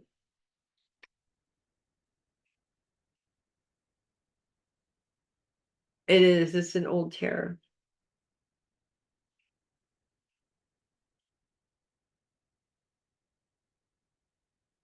But I also feel like this old terror is preventing you from taking an opportunity or pursuing an opportunity that might make all the difference in the world. Successful people don't quit. And they're chanting it over and over and over again. Successful people don't quit.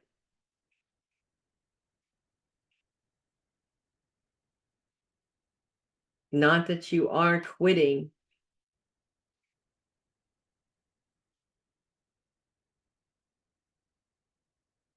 but it's almost like you're taking the easy path when you know that that's not the path that's going to lead you in the direction that you want to be in, if that makes sense.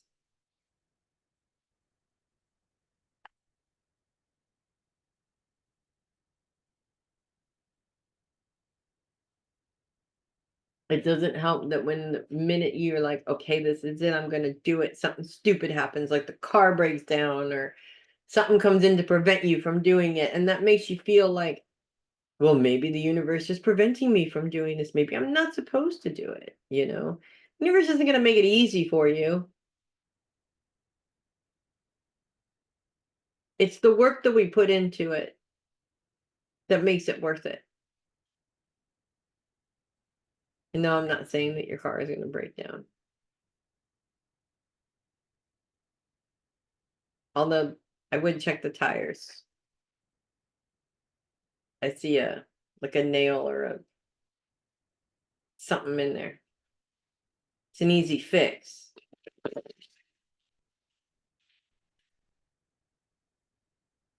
if you catch it early.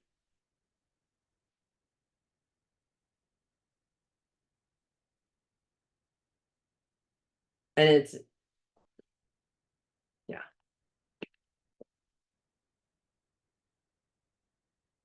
that's all I've got to say about that.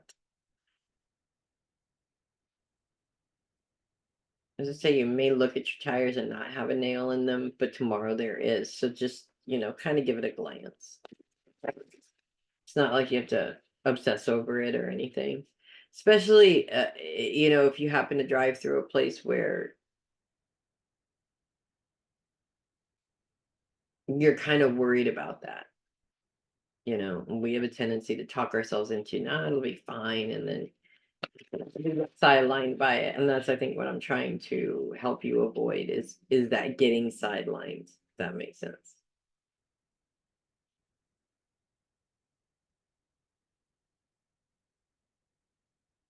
You have to keep going and redefine success for Peg and what that means. Okay. Don't go by what the world says is successful. Go by what that definition means to you. The Page of Cups in reverse.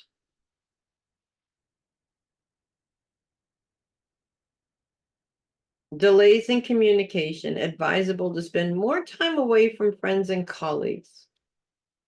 Actually, that spending more time away from friends and colleagues is more time with your meditating with your angels and not necessarily getting opinions from other people.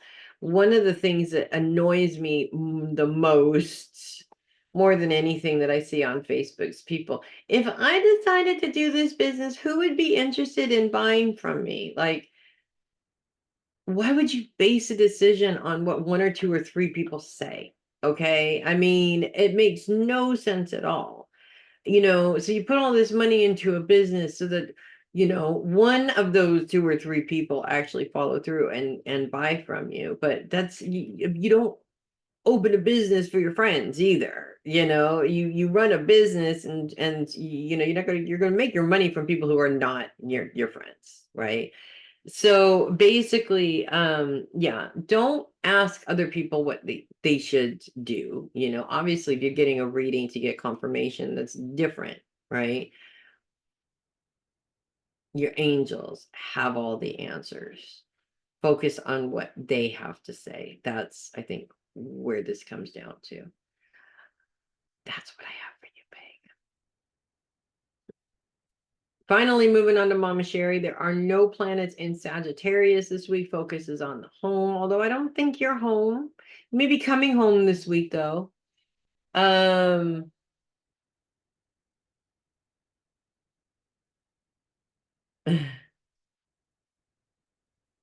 there's always a mixture of sad to leave the family, but so looking forward to your quiet, nobody else is in it household, which I love.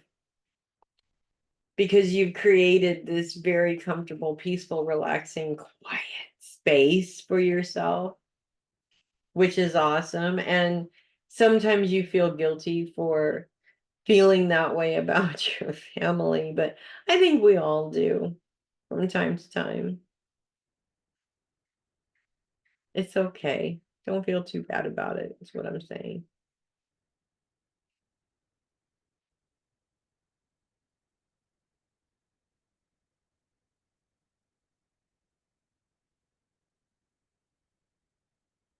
I do see some delays in getting back. Not like days of delays, but little frustrating issues beyond your control.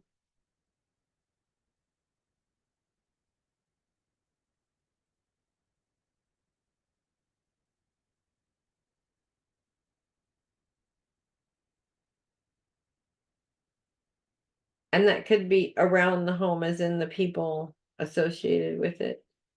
So maybe somebody late picking you up from the airport. It's not the end of the world. It's not like she forgets and doesn't show up. It's just you have to wait and you hate to wait. Totally get that.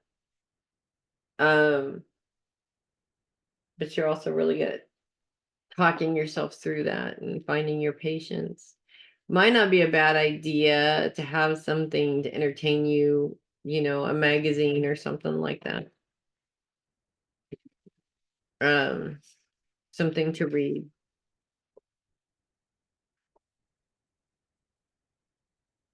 Other than that, it's going to be a pretty smooth trip, honestly.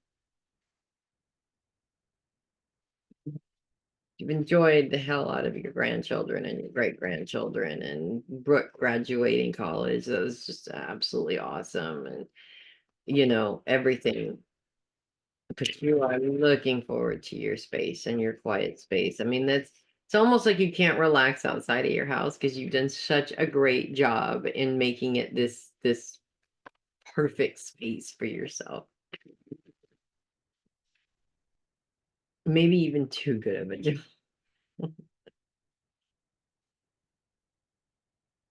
I guess maybe that could create worries about becoming introverted. That's something to meditate on. Eight of Pentacles.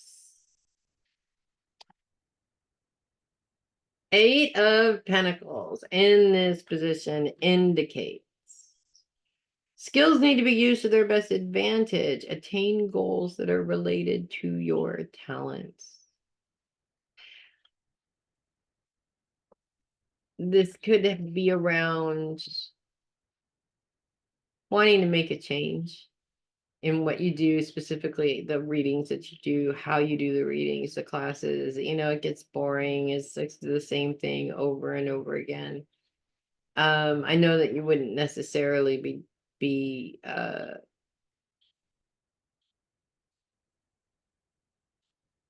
like you're not gonna go from teaching mediumship to trance mediumship, something that you don't do. So it could be something along those lines, but I'm gonna just tell you this. I get these brilliant ideas from spirit, and every time I get one, I think nobody's doing that. So why should I do that? That's why they're giving me the idea. We're not supposed to be following along with what everybody else is doing. We're supposed to be the pioneers and the forerunners of this. And it is a big heavy burden sometimes, but you and I both know that it's just an excuse, and it doesn't do us any good to come up with excuses, does it? So that's what I have for you. Okay, that's it for the readings. I will see you guys next week. Make it a great week. Have a great one.